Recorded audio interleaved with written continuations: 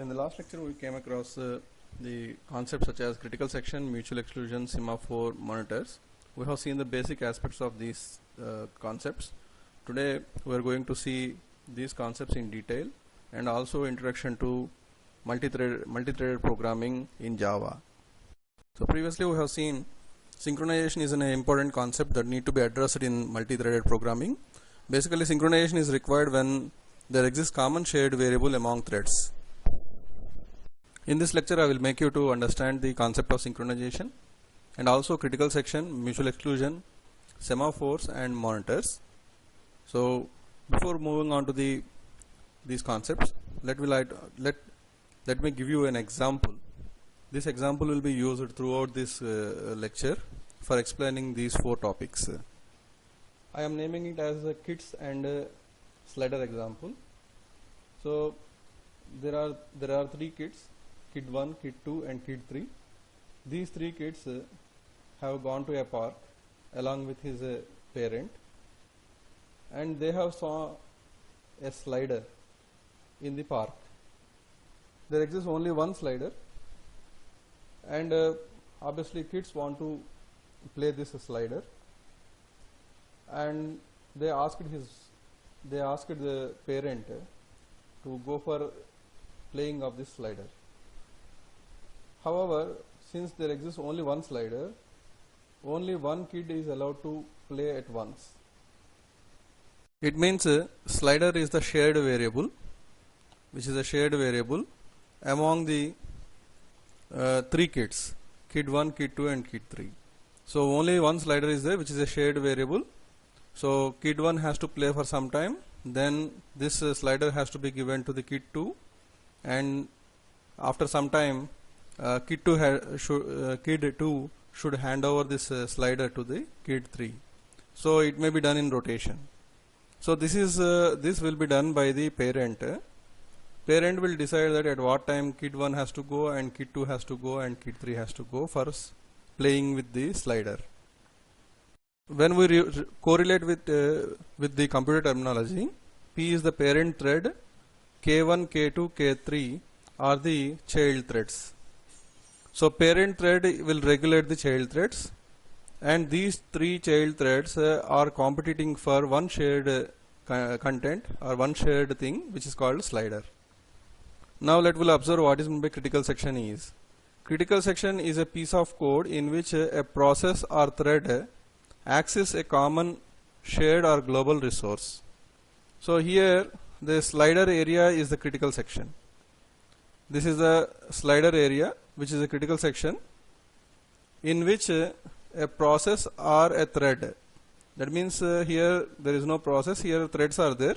Currently assume that there are threads K1, K2, K3 access a shared or global resource. So obviously this is a shared resource, one slider.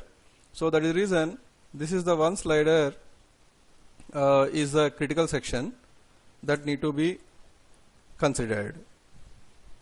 Is one slider, this particular slider itself is said to be critical section. So obviously the critical section is the area in which the global variable is going to be accessed. This is called critical section. But actually the slider is a global variable.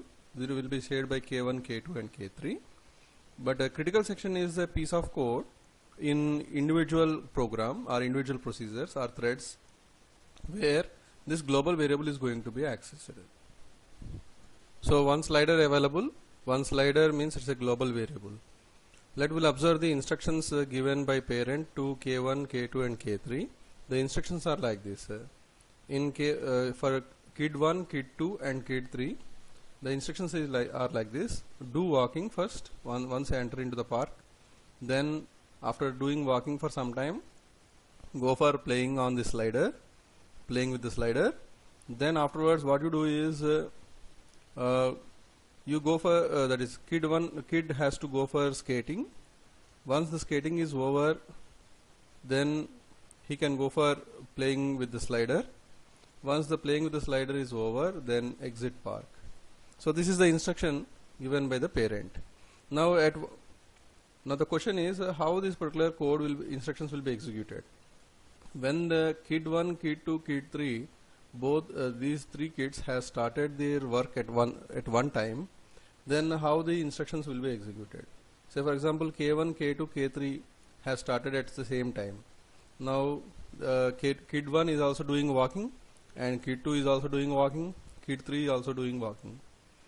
So at one time, kid 1, kid 2, kid 3's walking will be over. Then K1, K2, K3, these three kids are now competing for the slider. So that means now they are entering into the critical section. Critical section. So this is the critical section of the code which belongs to the kid 1, kid 2, kid 3, right? Assume that K1, K2, K3 are the threads. In those threads you may have written some instructions or some statements. In one statement a global variable may be shared. So thereby this particular global variable may be shared and may be modified, or maybe some manipulation will be done with the global variable. So entering to that statement for execution in the thread is said to be the critical section. So I hope by this time you come to know what is the critical section. When three kids are competing for the slider to play, so obviously the parent thread has to devise one algorithm so that there should not be any quarrel between these three kids for playing with the slider. So the way the designing of the technique to play with the slider is said to be mutual exclusion. Mutual exclusion means allowing only one kid to play on the slider by making the other kids to wait for some time. So mutual exclusion algorithms are used to avoid the simultaneous use of common resources. So here the parent thread has to allow at least any one of the kid to enter into this critical section, so that it will avoid the simultaneous use of the shared resources. So K2, for example, if parent allowed K1, then K2, K3 has to wait till K1 play with the slider for some time. So the critical section is an area in the code of the thread or process where it is trying to access a global shared variable, where in case of the mutual exclusion is an algorithm which is used to avoid simultaneous use of shared resource or global variable by competing processes or threads. While coming to the semaphores are just like flags. When any one of the thread is using the when any of the thread is using the global shared variable, that means if any one of the thread is entered into the critical section, then it will give a flag that okay, I am in critical section, so that remaining other processes or threads which are waiting for to enter into the critical section will wait. So in order to indicate that flag, we will use some variables called semaphore variables. If the semaphore variables are of Boolean type, that is the flags are of Boolean type, then such type of semaphores are said to be binary semaphores. So this is also to be binary semaphores. So here in this case now the parent allowed kid 1 to enter into the critical section. So I am using a binary semaphore, say for example S, so which initially is set to 0. Now whenever the kid 1 entered into the critical section, so one slider, that is only one slider is available, he is trying to access that slider, so the semaphore variable is set to 1. So now when the semaphore is set to 1 by the kid 1, so that kid 2 and kid 3 will think that okay, the slider is busy, so now we cannot access this. So this is the way how the synchronization will be maintained with the help of binary semaphores.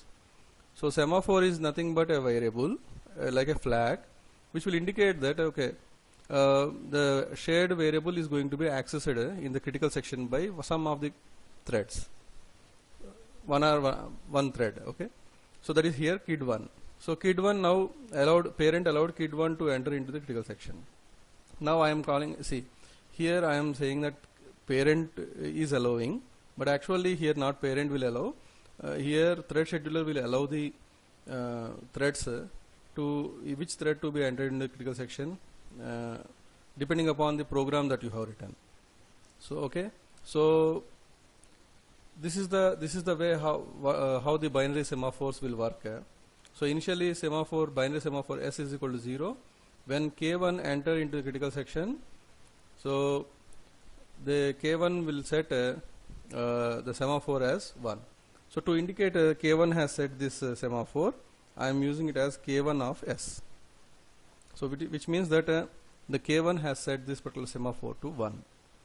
Now when it came out of the critical section, now this particular S value, whenever this particular S value should be whenever this S value should be set to 0. So in some books you will find that this K1 of S will be at the beginning. That means initially semaphore is set to 1. That means after setting the semaphore as 1, it is entering into the critical section and keeping once the critical section, that means once the thread came out of the critical section, the semaphore is set to 0. So that kid2 will feel that okay, this particular slider is free, so that we can enter into the critical section. When kid2 is entering into the critical section, then here the semaphore value will become K2 of S is equal to 1. That means kid2 has set the semaphore, binary semaphore variable to 1 and entered into the critical section. Once he come out of the critical section, then S will become 0. So this is the way how the binary semaphores will work.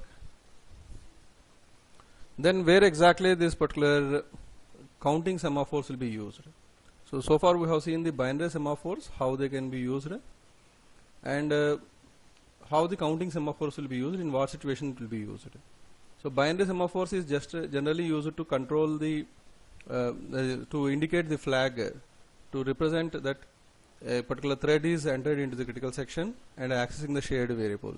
Once the thread came out of the shared critical section, the binary semaphore flag will be set to false, so that other threads will assume that now the global shared variable is free, so we can also enter into the critical section.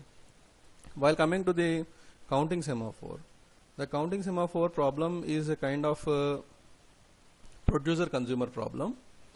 To address the producer-consumer problem, we use the counting semaphores. Producer-consumer problem means this is nothing but a producer will be there who is publishing some articles. So the consumer has to purchase the articles. As the article is ready, the consumer has to consume the articles. So this is what is called producer and producer-consumer problem. This producer-consumer problem can also be viewed in such a way that publish and subscribe. So when the publisher publishes, subscribers has to subscribe it. So this kind of pattern will also considered as the synchronous way of communication. That means if the publisher publishes, immediately the subscriber has to subscribe. In the same way, when the producer produce something, then immediately the consumer has to consume. So how this particular consumer will come to know that producer has produced this? So if the producer is keep on producing something, but consumer is very lazy to consume that, that means there is no proper synchronization between the producer and consumer. As the producer produces something, immediately the consumer has to consume that particular thing. So this is the way of proper synchronization.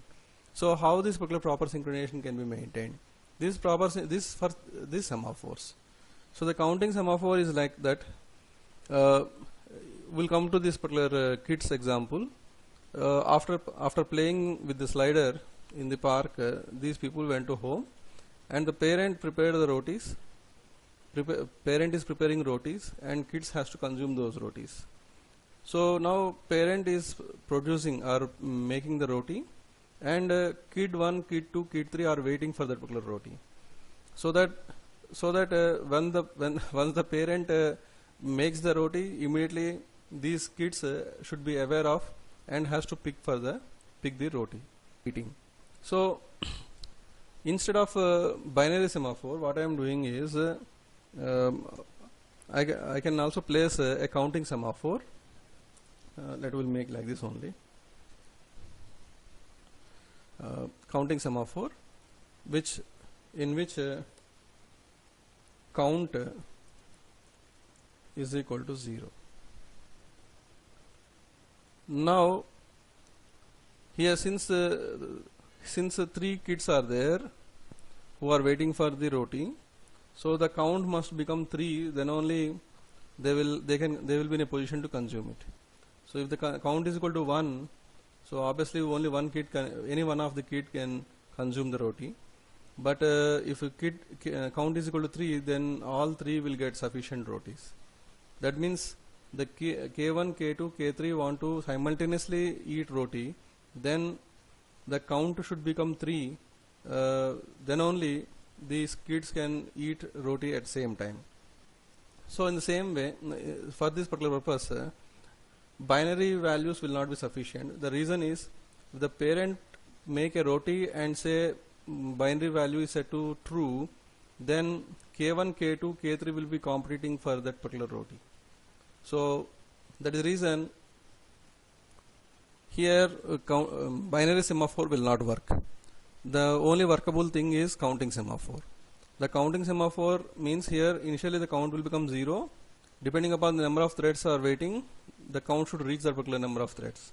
So thereby what will happen, when that many number of productions have done, that many rotis have made, then kid 1, kid 2, kid 3 can directly access those rotis and can eat at the same time.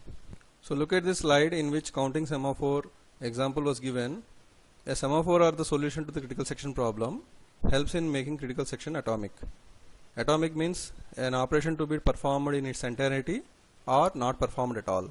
That means if an operation has done perfectly, then it has to done completely till its end. That means complete writing of the result onto the disk or result to be saved. So otherwise, if it is not happened, it should not happen at all.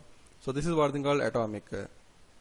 The same concept you might have studied in the databases, where acid properties of the transaction: atomicity, consistency, integrity, and durability. So this particular semaphore will make us critical section atomic.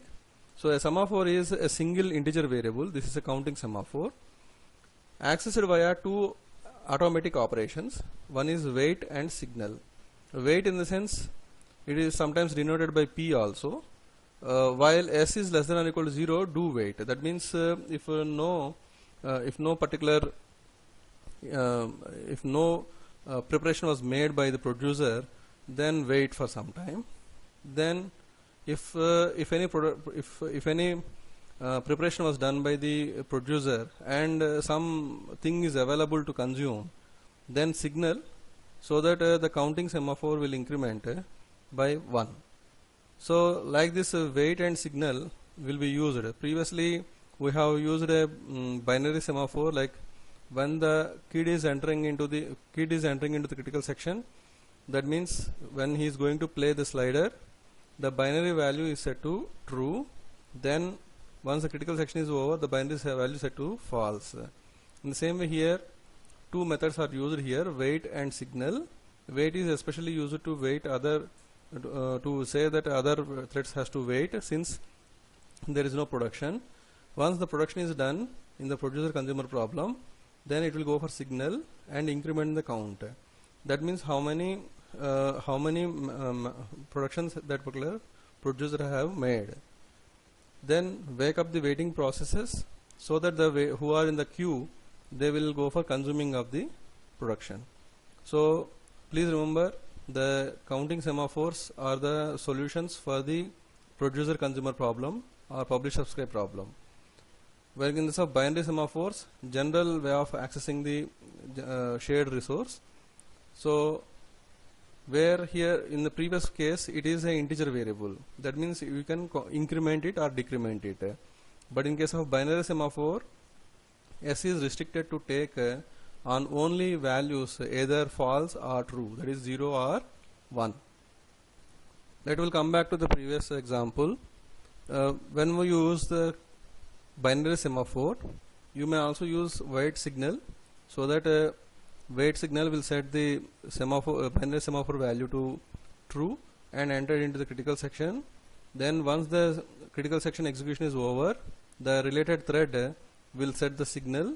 That means it is giving the signal to other waiting threads, so the saying that my critical section execution is over, so that the waiting threads will compete for the critical section to execute. So this is what thing called wait and signal is used in the binary semaphores and counting semaphores. So these are the concepts of critical section, mutual exclusion, and semaphores. Then what is meant by monitor? So usually monitors are also a type of mutex and condition variables.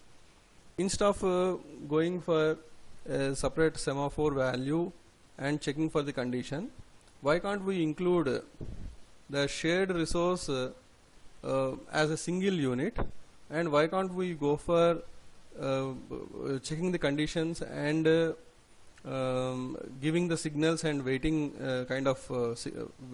giving the wait and signal kind of functions on the shared resources itself. This is what thing called monitor concept is.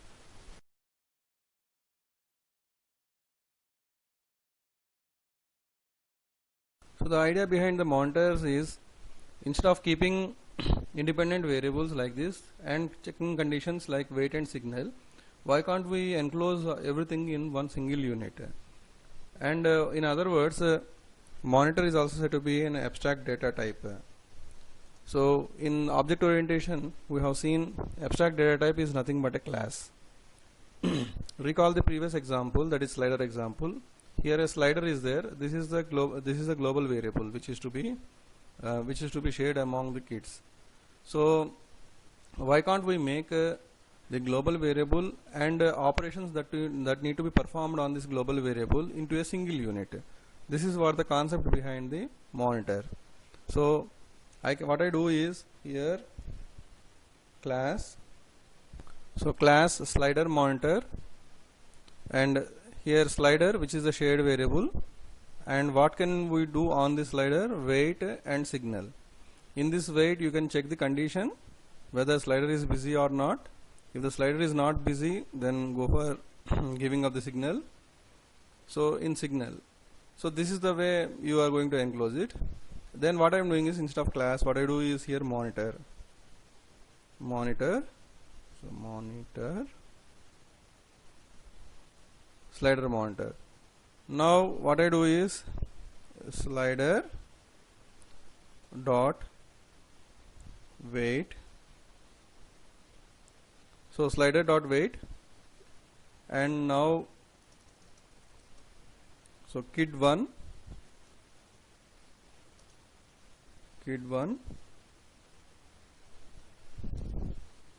okay, play with slider. What is the meaning of play with slider? Means he is in critical section. Once the execution of the critical section is over, slider dot signal. That means we are going to signal other threads or other kids who are waiting for playing with the slider. So this is the way you will go for keeping a monitor, keeping the monitor and using the monitor, maintaining the synchronization.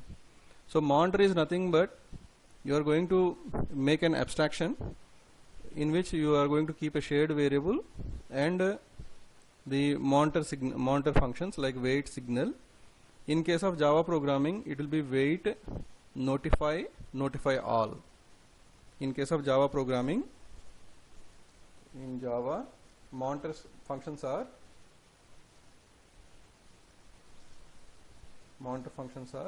wait, notify, and notify all. These are the three functions popularly used in the Java programming to represent monitor states, monitor functions. Wait is just like wait in your binary semaphore.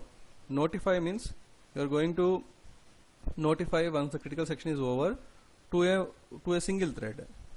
Where in case of notify all means any irrespective of any number of threads who are waiting for the critical section, this particular notification will go to all those threads. Since monitor is an abstract data type, so it is looking like a class representation. So you are going to use this wait, signal and other monitor functions on an object. So in the same way in Java programming also we use wait, notify all on any object which is shared by the threads. So well, by this time you might have understand the concept of what is meant by critical section, what is meant by mutual exclusion, what is semaphore. In semaphore, binary semaphores, just to control the competition about competition of the global shared variable, we use simple binary semaphore. And the problems like readers writers problem or producer consumer problem, publish subscribe problem, for all these things we will use counting semaphores. And monitors is a technique or enclosing or encapsulating the global shared variable and conditions to be applicable on the global shared variable along with the semaphores into a single unit which is called monitor. So monitor is an abstract data type. It will look like this, in which global shared variable is available and the signals the functions which are applicable on this global shared variable along with the conditions that will be defined in this particular function are enclosed in a single unit called monitor. So to access this particular monitor, many other threads will be in the waiting queue. So whenever the monitor is used, it will be like this: slider.wait, then a thread will be entered into the critical section. Once the critical section execution is over, then signal. The same concept of wait and signal in general representation is used in used specifically in Java programming via three functions: wait, notify and notify all. Almost all in other programming languages like C# and Python we find the same terminology. So with this introduction, we'll move on to the programming aspects. So we'll see the Java threads concept. Actually, threads are the Java's way of making illusion of a single Java virtual machine looks like many virtual machines. That means it will create an illusion that there exist multiple JVMs, so that all these JVMs are executing the threads parallelly. Sorry, not parallelly, it's concurrently. So this is the creation of illusion will be done by the Java virtual machine. So here Java virtual machine will act as a thread scheduler in Java programming. So there is only one JVM actually, and usually only one CPU. But the CPU switches among the JVMs various threads to give the impression that there are multiple CPUs. That means it will create an illusion like that. So JVM threads work behind the scenes and listening to the user inputs, managing the garbage collection and performing a variety of other tasks in case of Java multi-threading environment. So as a Java programmer, you can also choose between single-threaded or multi-threaded programming style. So a single-threaded Java program has only one entry, that is from where this particular threading will start. We have seen in the last lecture. So it will start from the main method. Only one main method exists. If there is no child threads, then it is a single thread of entry, or we can say single thread of control. So all instructions in the single thread of control, all instructions run serially, and that is from start to finish, just like a flow, and it will complete. But in case of multi-threaded program, first the entry will be made from the main method. Like any other programming language, the program execution will start from main method and followed by multiple entry and exit points for the other methods that may be scheduled to run concurrently with the main method. That means you are supposed to start with the main method, then if you want to start or stop, if you want to start or close any thread, that must be enclosed within the main method. Then only the main method will start, then any thread you want to start, that will start, and these threads will be executed under the control of main method. Once the thread finishing is over, thread is completed, then the main method control will the control will be shifted to the main method, and the main method will be completed. So Java provides you with the tools for creating, managing threads. So threads are valuable tools for allowing unrelated, loosely related, or tightly related work to be programmed separately and executed concurrently. So we'll see what are the APIs, inbuilt APIs in Java programming that we can make use of for creating threads and implementing threads in Java programming. So where basically Java threading support exists. So we need to know the fundamentals of Java threading. Basically the Java thread support is available in the following things. One is java.lang.thread class. Because threading can be done from any class, from anywhere. It may be a graphical user interface, or it may be a normal desktop application, or maybe any other thing. So that reason this threading support will be available in the Lang package. So Lang package is a package that can be freely imported into your program once Java is installed on your machine. So the reason java.lang.thread class is a class which will support the threading related information, where in case of java.lang.runnable is an interface which will also provide you thread support. So anyhow the thread class is there. Why runnable interface? This already we have seen in the object orientation, where if you extend a thread if you extend any class in Java programming, you cannot extend any other class. The reason is Java supports only single and multi-level inheritance. Multiple inheritance cannot be supported in Java programming. So that reason an alternative mechanism was provided in Java, which is called runnable interface. So that means you can use either thread class or runnable interface for creation of the utilization of the thread. Next one is java.lang.object. So when you look at the java.lang.object, this object class is the super class of all classes in Java.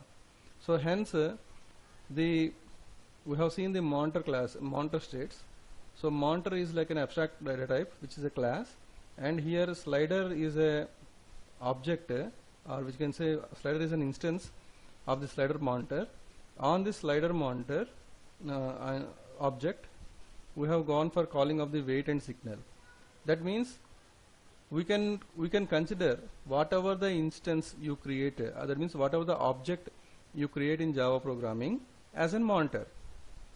So that reason java.lang.object class consisting of the functions such as wait, notify all. Since every class, whatever the class you write in the Java programming, for all classes superclass is the object class. Hence this wait, notify and notify all will automatically inherited into the subclasses. So thereby every class can be acted as a monitor class. So its instance can be acted as a monitor object on which you can call wait, notify and notify all. So that is what the great design made in the Java programming. So java.lang.object class is one that will help you in making the Java thread support. Next one is Java language and JVM. So here this is completely JVM related. However, we'll find how JVM will manage these threads while we'll detail explain this. We'll detail discuss this when we write a program using these basic elements. Let us see the thread states. We are calling it as live thread states before moving on to the programming concepts, because understanding the thread states is very essential. In the last lecture I have already told you that thread states are similar to like process states like start state, running state, sleep state, suspend state, block state, like that. Here also some states are available. From which state to which state that thread can move, that we will observe first, so that the programming aspects will become easy to understand. So in the preemptive scheduling, there will be like a swapping will be taken place. Sometime one thread will be executed, then it may shift into some other state, and the processor may pick up our scheduler may pick up another thread and will execute for some time. Then the previous thread may be picked up. So like that, switching of the threads will take place in the case of preemptive threading model. Since Java is in Java, we can also use this preemptive scheduling. So once the thread is running, it may enter into some intermediate states such as suspend state, sleeping state, blocked state, or monitor states. So please remember, if any thread from running state, if it moved to any of the intermediate state such as blocked state, sleeping state, suspend state, or monitor states, then that means then that thread is said to be in the intermediate state.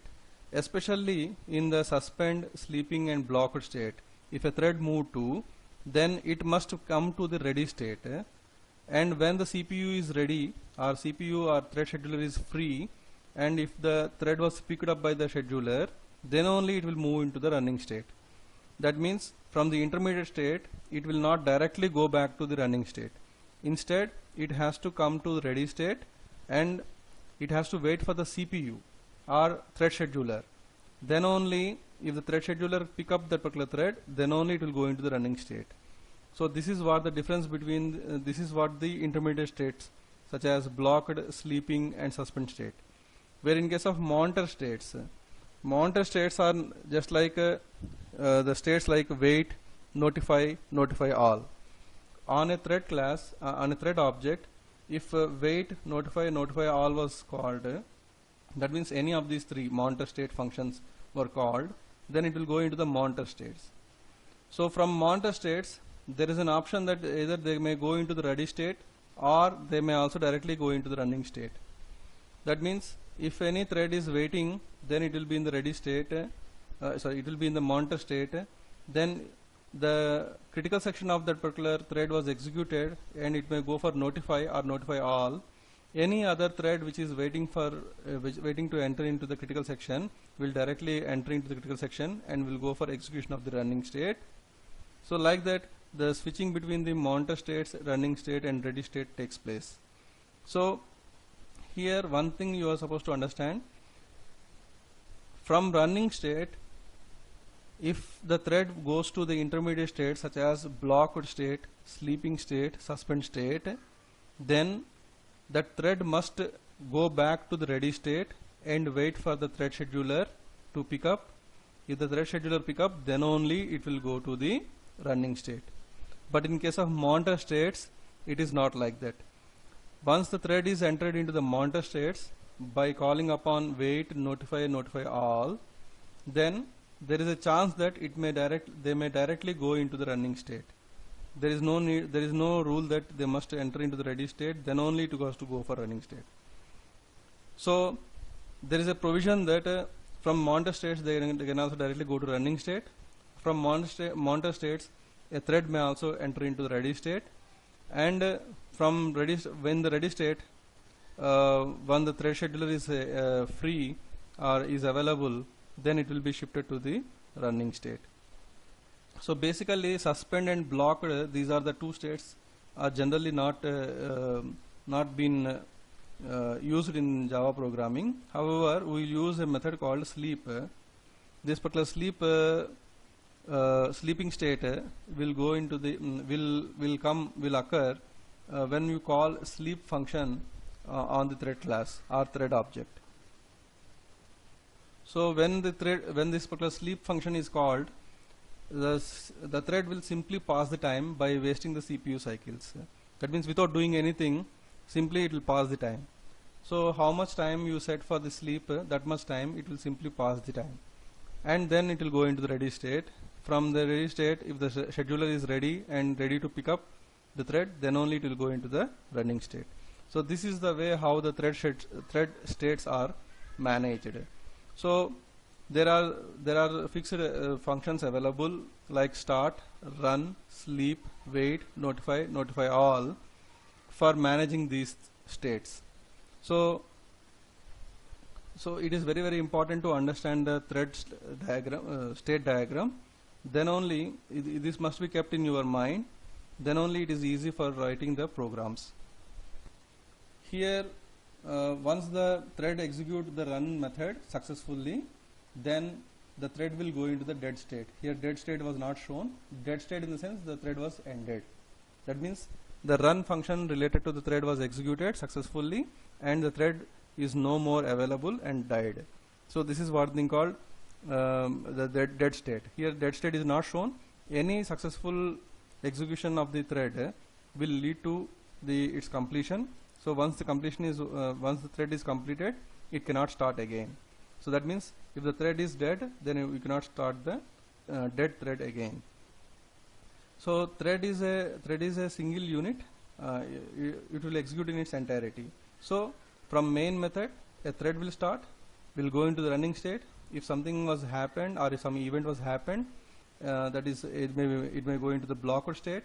Like if the thread is waiting for the input or output, and if you explicitly call sleep or yield, then it will go to the suspend state and sleeping state. Then from this intermediate states, it must go into the ready state and should wait for the thread scheduler again. If the thread scheduler is ready and to pick up the particular thread, then only it will go into the running state. But in case of monitor states, these are the states which are going to maintain the critical section problem with the help of wait, notify all. From the monitor states, there is a provision that the threads can directly go into the running state. What will happen after the running is over? That means the thread will go for dead state. Remember that any dead thread cannot be started again. I recommend you to note down this diagram and make note of the states and write your notes in the way you understand, because it is very essential for writing the programs. Okay, so this is a complete diagram. Anyhow I have explained the things regarding the start, run, sleep, wait, notify all, and we'll see what are the other functions available and how these functions will be applicable and how the states will be changed. That we are going to see now. So the art of changing from one state to other state by the threads is said to be thread control. So usually this thread control triggers state transition. That means from one state to other state it will move. So these usually these states will be like this: yielding state, okay, suspending and then running, then sleeping and running, blocking and running, and moving into the monitor states and running. So this is the way how the state transition takes place. On a running thread, if a yield function is called, then it will directly go into the running ready state. So usually yield in the sense a thread can offer to move out of the virtual CPU by yielding. So a call to this yield method causes the currently executing thread to move to ready state if the scheduler is willing to run any other thread in place of the yielding thread. So you can see here, if a scheduler wants to execute any other thread, so then it can hold the currently running thread by calling yield, so that the currently running thread will go into the ready state. Note that yield is a function which is a static function in the thread class. When the thread.yield is called, then the currently running thread will be shifted from running state to the ready state.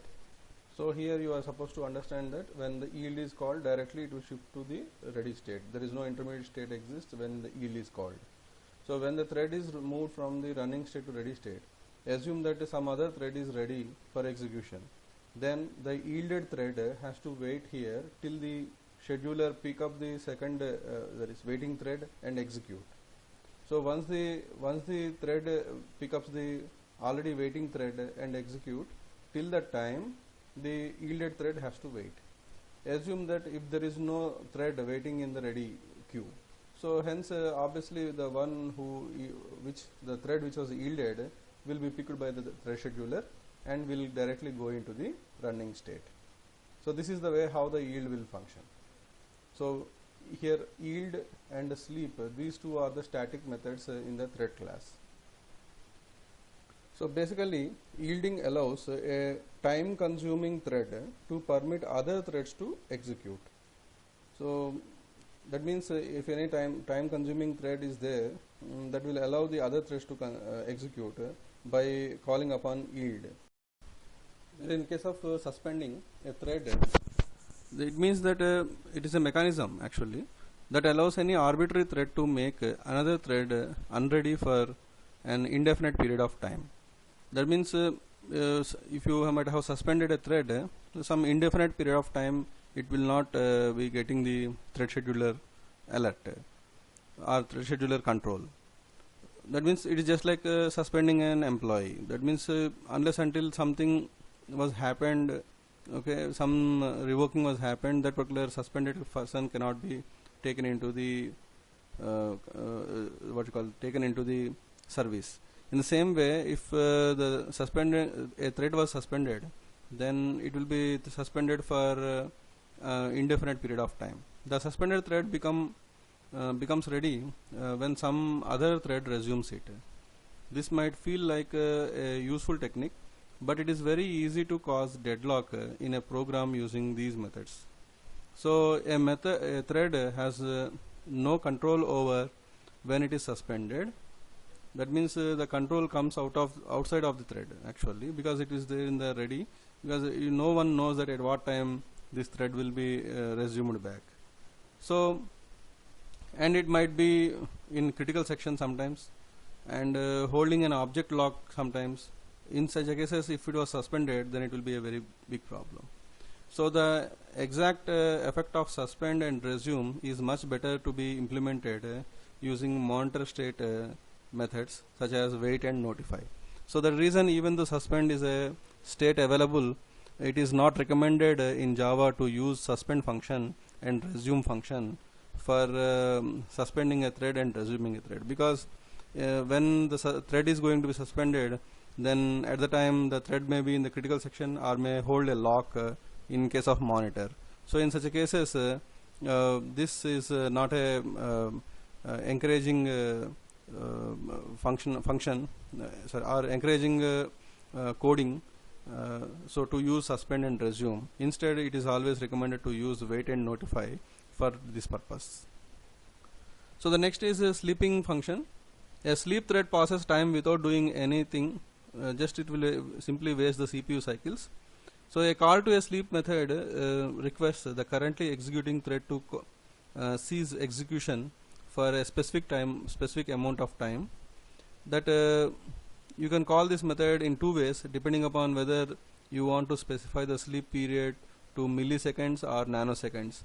So already sleep method is by a static method which is available in the thread class.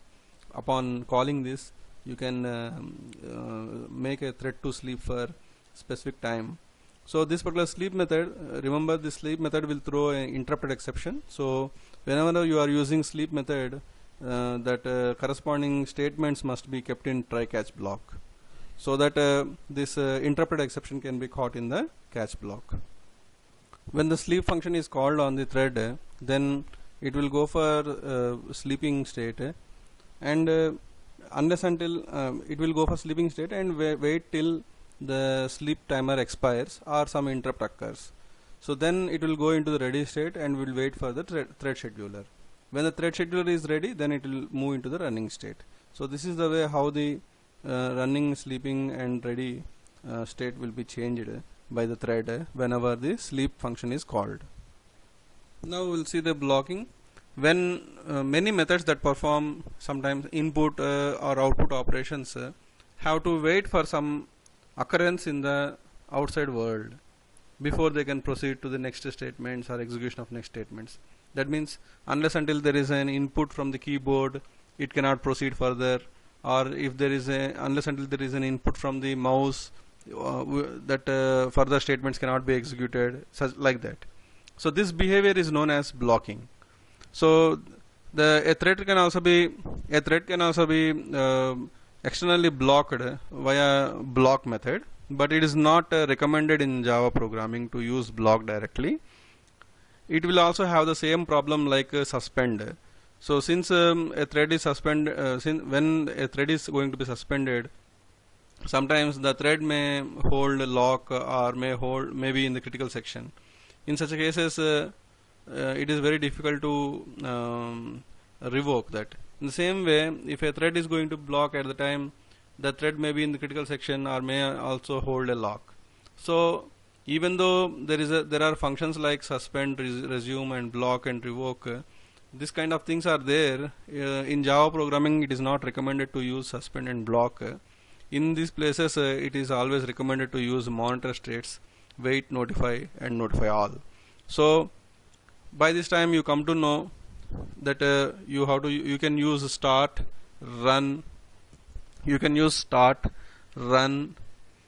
sleep, wait, notify, notify all. So the reason in any Java programming books you will find programs using these functions, but not with the yield, suspend, and block. So the reason is, even though the functions were defined in Java API, but it is not recommended to use it. So the reason behind this changing of states and unpredictability of going back to the ready state, running state, and suspicion of whether a thread is in critical section and are holding a lock on the monitor. These kind of things. The main thing is here is one thing you are supposed to understand is every thread consisting of a priority. That means like in the real world, every person is having their own priority. That means in a college structure, if you look at in a university structure, vice chancellor will be given the higher priority, then next dean, next head of the department, like that. So even though all these are threads only, but each thread is having their own priority. So every thread has priority. Actually, in Java programming, this priority will be ranged from 1 to 10. 1 is said to be minimum priority and 10 is said to be maximum priority. Basically, whatever the thread you create, for every thread there will be a minimum normal priority, which is called 5. So minimum priority is 1, maximum priority is 10, and normal priority is 5. So thread with higher priority should get preference over thread with lower priority. So the thread scheduler considers the priority when it decides which ready thread should execute. That means, for example, on a running thread, a yield function is called. Then it is going to the ready state. For example, the yielded thread is having priority 5, but the thread which is already in the ready queue is having priority 10. So obviously, thread scheduler will give the priority to the whom? Priority to the thread which is having the priority as 10. So that will be picked first. So like that, the priority will be useful in this situation. So the scheduler generally chooses the higher priority waiting thread. If more than one thread is waiting, the scheduler chooses one of them. There is no guarantee that the thread the thread chosen will be the one with the highest waiting or longest waiting time. So in a ready queue, if there are 4 to 5 threads, then it is not guaranteed that if a thread which is there in the queue for a long time will be picked. Usually the first preference will be given for the threads which are having the highest priority. Okay, so this you must remember. So the default priority is 5. That means any thread that will be that was created are having the priority as 5, but the newly created threads have their priority set to the creating thread. You can also set the priority for the threads with the help of a function in Java programming, which is called set priority. And if you want to know what is the priority of the thread, then you can use a function in Java programming called get priority. So in this way you can set priority to thread and also get a priority to thread. So this same thing you might have studied in the operating system, which is called aging. Aging in the sense when two or more processes are waiting for a shared resource, and if a process is waiting, a higher priority process is in the critical section and is not leaving the critical section, then we'll use a method called aging. Aging means the priority of the process which is in the critical section will be reduced, so that it will come to the level of the priority of the waiting processes, so that it will leave the critical section and it will allow the system to run. So this is the idea of the aging things. So in this lecture we have seen the thread states in discussion on thread states and priorities. In the next lecture I will see programming aspects with reference to these states and also thread priorities.